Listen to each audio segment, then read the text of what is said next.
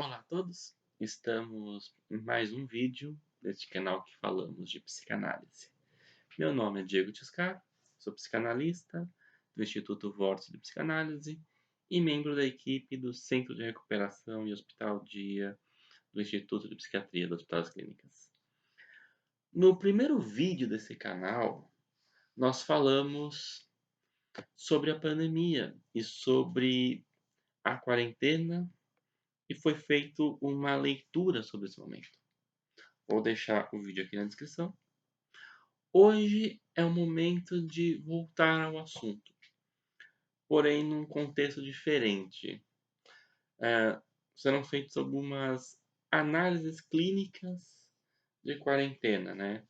Então essas são as leituras que eu estou fazendo do que eu venho observando nos atendimentos e também um resumo do que eu venho conversando com alguns colegas também atendem. Então é um mise-en-scène, digamos assim. A primeira coisa que a gente pode usar para organizar, né, um pensamento, a necessidade do isolamento, a quarentena, ela é um trauma. Ela tem um funcionamento de um trauma. O Freud, ele reestruturou o conceito de trauma aqui no Além do Princípio do Prazer, na segunda tópica. E é um texto muito importante, a gente vai segui-lo como o primeiro momento desse vídeo, tá? O trauma, aqui descrito pelo Freud, ele vem da medicina.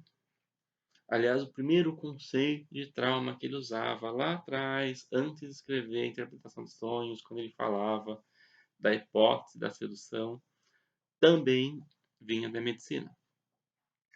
É alguma coisa muito violenta que atravessa, que rompe, que quebra algo.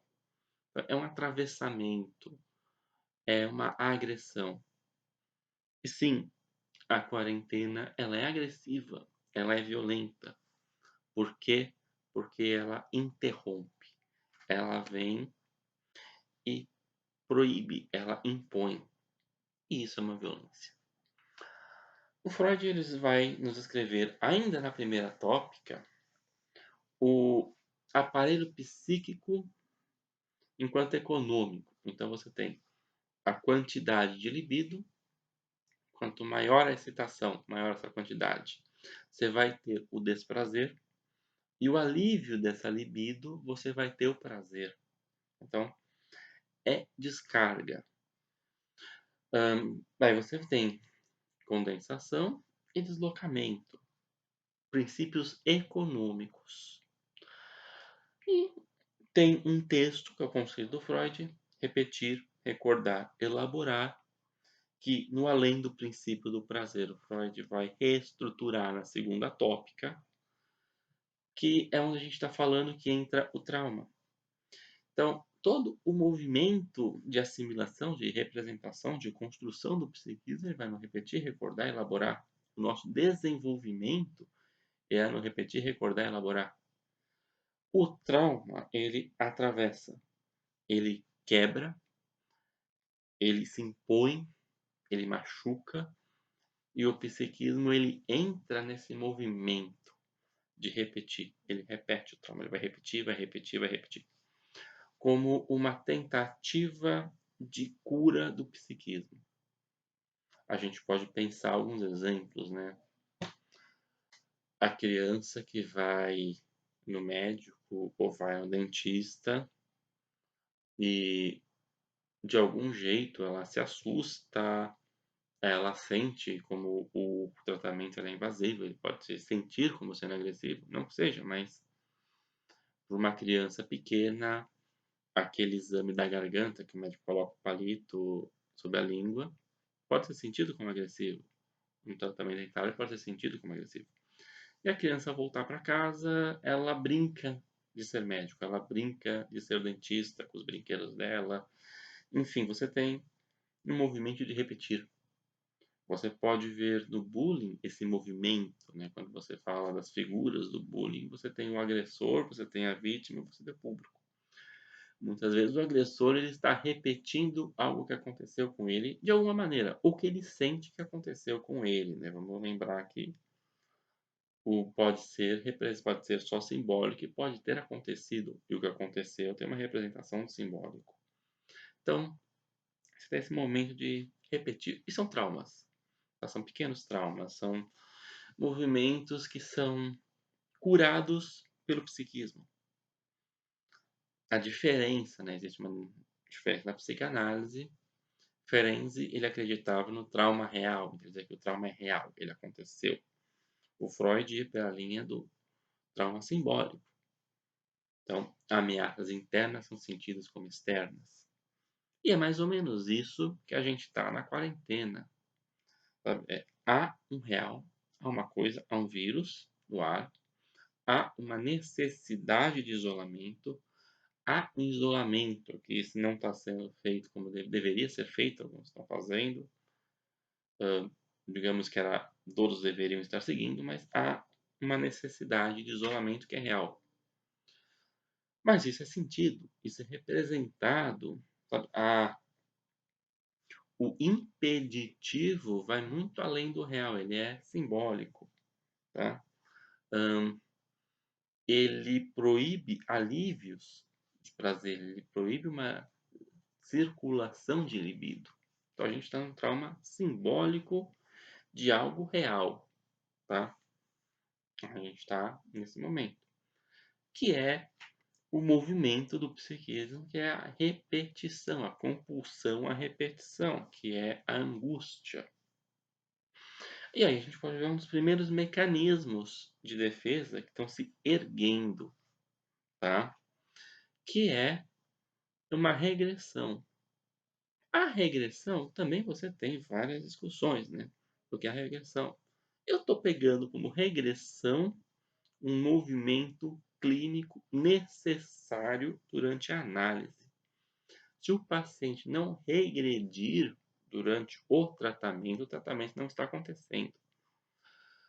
A regressão, ela é um funcionamento, mas ela também pode ser um mecanismo de defesa, uma proteção. Você pegou um resfriado, você está com dor de dente, você está passando por uma semana horrível, dá vontade de ficar na cama quietinho no seu canto e ninguém entrar. Sabe? Você regride, você quer que alguém venha e cuide de você. Isso é uma regressão, ela tem que acontecer. E é um mecanismo de defesa.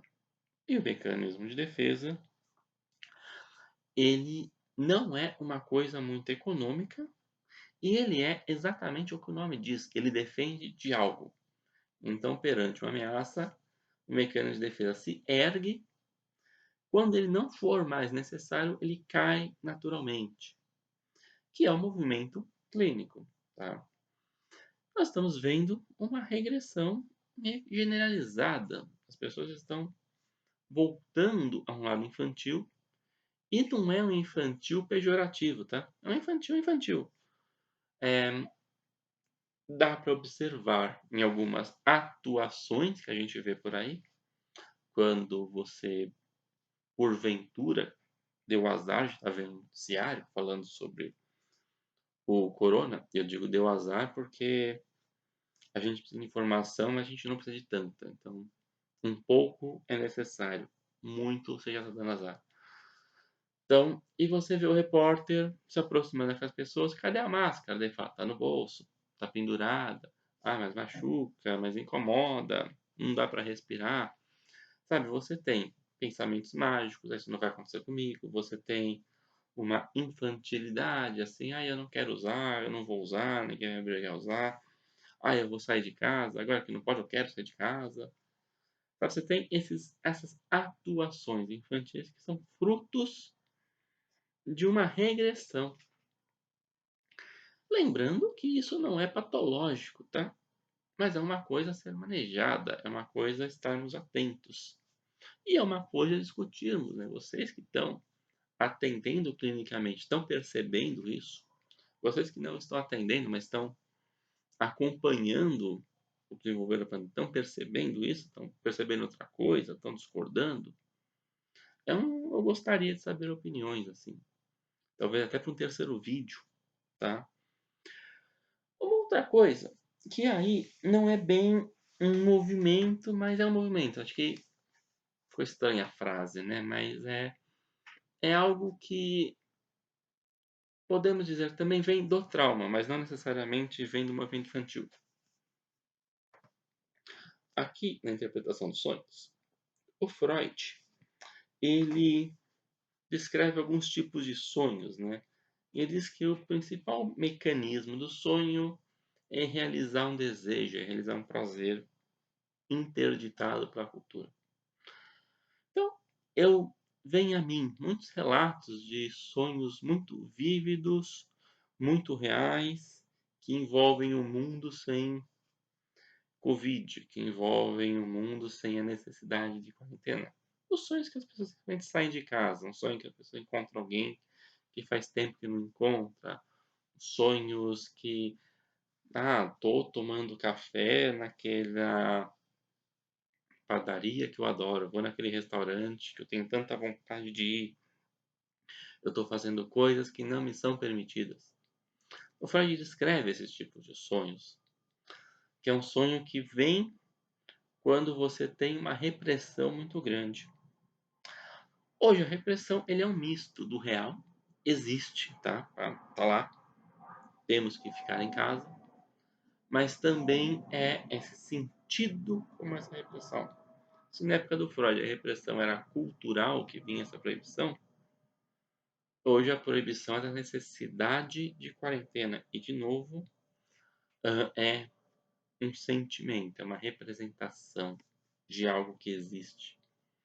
Diferente, eu não sei se é tão diferente assim do Freud, né? Se a gente pensar na época vitoriana, certos conceitos, tá? Certos princípios da moral eram tão rígidos, verdadeiros, latentes e fortes quanto a necessidade de ficar em casa, a necessidade de usar máscara quando sair, a necessidade do álcool em gel. São necessidades, são imposições, são limitações, são elementos que nos frustram, são elementos que nos agridem. E nos agridem porque vêm de fora, são impostos. E aí eu não estou olhando para a necessidade, porque eles são necessários, temos que fazer essas coisas. E ao termos que fazer essas coisas, que cria a regressão, que cria uma repressão.